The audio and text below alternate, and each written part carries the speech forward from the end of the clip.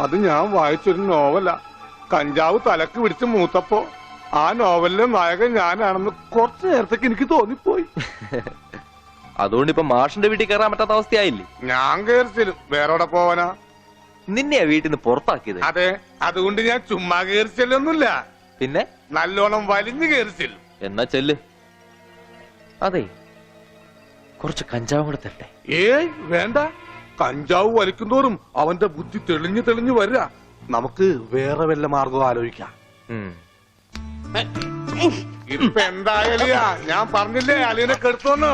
ഇപ്പൊ കണ്ടോ money order പിടിച്ചേക്കുന്ന പോലെ പിടിച്ചേക്കണം. ഇത് നസ്യോണ് കേട്ടാ. എന്ത് മത്സ്യം? മത്സ്യോന്റെ നസ്യോണെന്ന്. ഇതിങ്ങനെ മൂക്കിലേക്ക് ഊതിക്കേറ്റും കേട്ടോ കൊണ്ടുവരാനെ. ഇവനങ്ങനെ മൂക്കിലൂടെ ശിരസിലേക്ക് തുളഞ്ഞു കയറുമ്പോൾ മിസൈൽ പാഞ്ഞു പോകുന്നത് പോലെ അമേരിക്കയിലൂടെ ഉഗാണ്ടയിലൂടെ കോതമംഗലം വഴി താഴോട്ട് പോകും. അളിയ കറക്കിയത് ശരിക്കും മൂക്ക് പിടിച്ചു. മൂക്ക് നേരെ പിടി അളിയ, മൂക്ക് നേരെ പിടി പത്രോസേട്ടാ.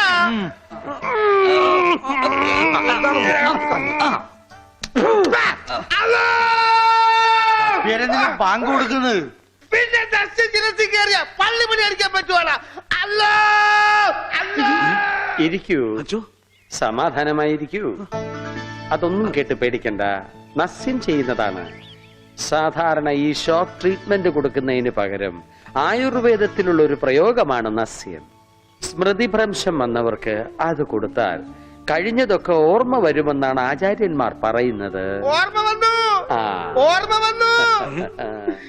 എനിക്കെല്ലാം ഓർമ്മ വന്നു. കഴിഞ്ഞ ജന്മത്തിൽ നടന്ന എല്ലാ സംഭവങ്ങളും എനിക്ക് ഒറ്റയടിക്ക് ഓർമ്മ വന്നു.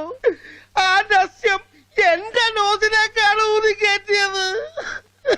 ഇപ്പൊ ഞാൻ നസ്രാണി അല്ലച്ചോ, നോസ്രാണിയാണ്. എന്റെ കർത്താവേ, അയ്യോ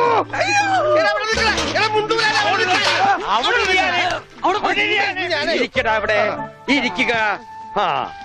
101 കുടം വെള്ളം കോരി തലയിലോട്ട് ഈ കിണറ്റിലെ മുഴുവൻ വെള്ളം എന്റെ തലയിൽ ഒഴിക്കാൻ പോവാണ്. മിണ്ടരുത്. എന്നാ പിന്നെ ഞാൻ ഈ കിണറ്റിലിറങ്ങി കിടന്നാ പോരെ? ഈ കിണറിന്റെ ആഴം എത്രയാണെന്ന് അറിയാമോ നിനക്ക്? ഇല്ല, അച്ഛൻ പോയി നോക്കിട്ട് വാ. നോക്കിട്ട് വന്നാ കുളിക്കുമോ? കുളിക്കാം. നോക്കാം. ഏകദേശം നല്ല ആഴമുണ്ട്.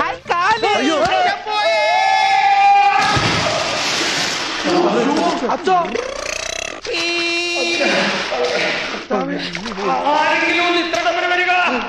അയ്യോ,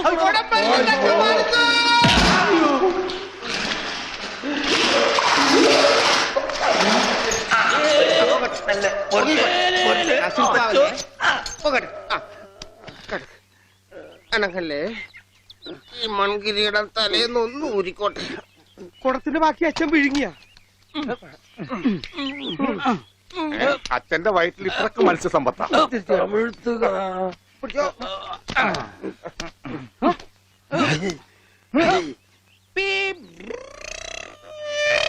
ഇവൻ അങ്ങടെ ഈ ബാണം വിട്ട പോലെ ഓടണം. ആരുടെയെങ്കിലും മുണ്ടരിക്കാനാവും. അവൻ പഞ്ചവർണ്ണത്തിന്റെ മുണ്ടു പറിക്കാൻ പോകും.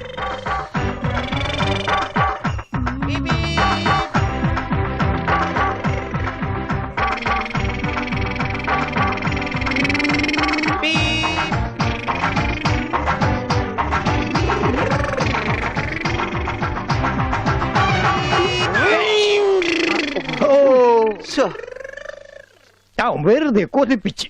അല്ലേലും ഇവനൊന്നും ആവശ്യത്തിന് ഉപകരിക്കില്ല.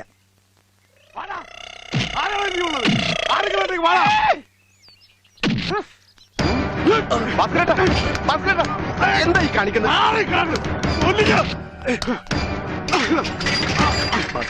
നമുക്ക് കോംപ്രമൈസ് ഇല്ല, അടിയിൽ ഒരു കോംപ്രമൈസ് ഇല്ല.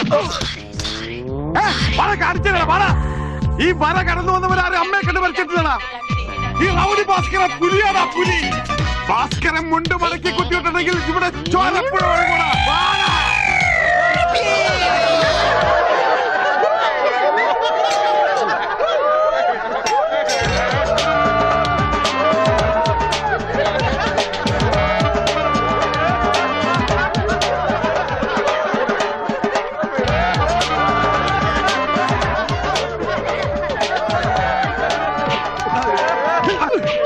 നമുക്ക് കോംപ്രമൈസ് ചെയ്യാം. അടിയിൽ കോംപ്രമൈസ് ഇല്ല ചേട്ടാ. എന്റെ അടിയിൽ കോംപ്രമൈസ് ഇല്ലെന്നാ പറഞ്ഞത്.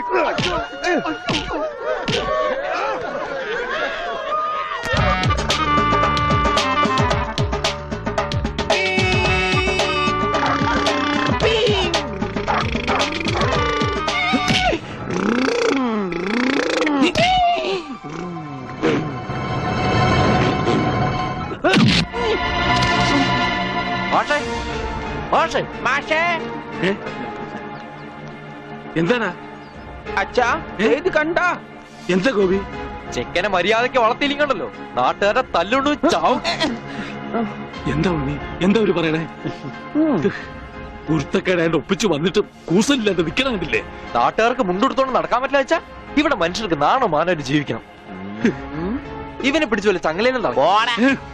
ഞാനിത് എങ്ങനെയാണോ സഹിക്കുക? ഈ വീടിന്റെ മുറ്റത്ത് വന്നിരുന്ന ഒരുത്തരം ഇത്ര കർക്കശമായിട്ട് സംസാരിച്ചിട്ടില്ല. അപ്പൊ സ്വന്തം മോനെ നാട്ടുകാർ കഴുതി പിടിച്ച് തള്ളുകയെന്ന് വെച്ചാൽ ഹായ് ആരെത്ര ഉണ്ട് അച്ഛാ? ഉണ്ണി അച്ഛനെ കരുതി തള്ളിയിട്ടു. ഉവ്വ. ഒന്നുമില്ല. ഞാൻ അരുത്, ആ പാവത്തിനെ അടിക്കരുത്. പറയുന്നത് കേൾക്കൂ, അടിക്കരുത്.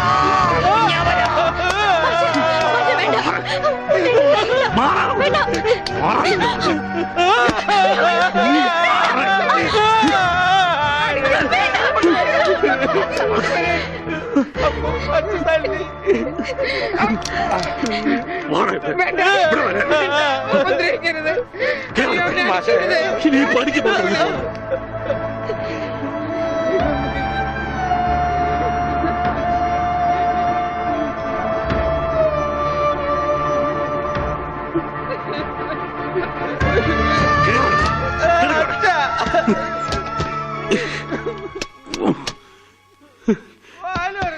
വേണ്ടായിരുന്നു, ഇവനെ കണ്ടു കിട്ടണ്ടായിരുന്നു. ഒന്നും മനഃപൂർവ്വമല്ലല്ലോ മാഷെ. ഉണ്ണിയേട്ടന്റെ അസുഖമല്ലേ ഇങ്ങനെയൊക്കെ ചെയ്യിക്കുന്നെ?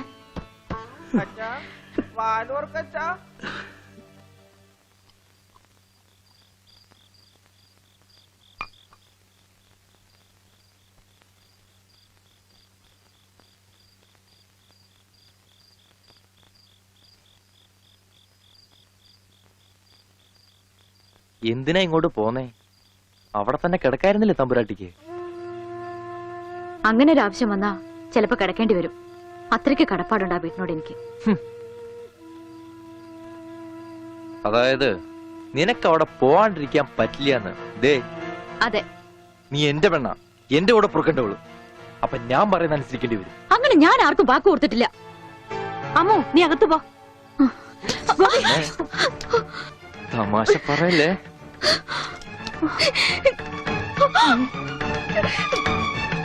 നീ എന്റെ പെണ്ണാണെന്നുള്ളത് നാട്ടുകാരെ അറിയിക്കേണ്ട കാര്യം എനിക്കില്ല. എന്നാലും നാട്ടുകാർ കാണുക എനിക്കൊരു താലി കെട്ടണം.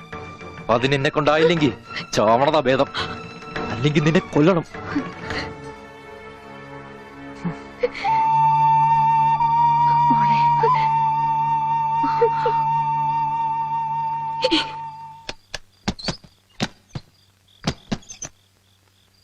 ഉണ്ണി, ഉണ്ണി, അച്ഛാ കൈ